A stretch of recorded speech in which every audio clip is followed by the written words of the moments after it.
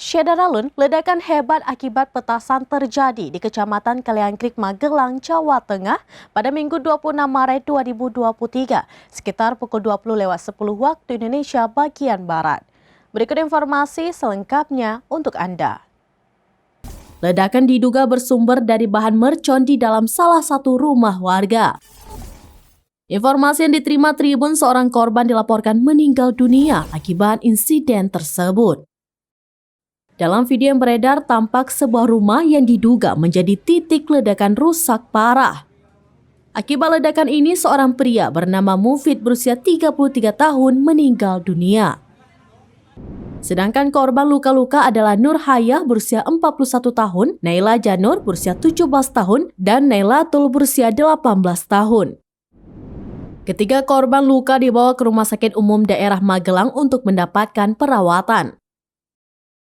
Tidak hanya itu, akibat ledakan ini 5 rumah mengalami rusak berat dan 6 lainnya rusak ringan. Tim Jibom Gegana Brimopolda Jawa Tengah dan Kabid Dokes pun sudah ada di lokasi.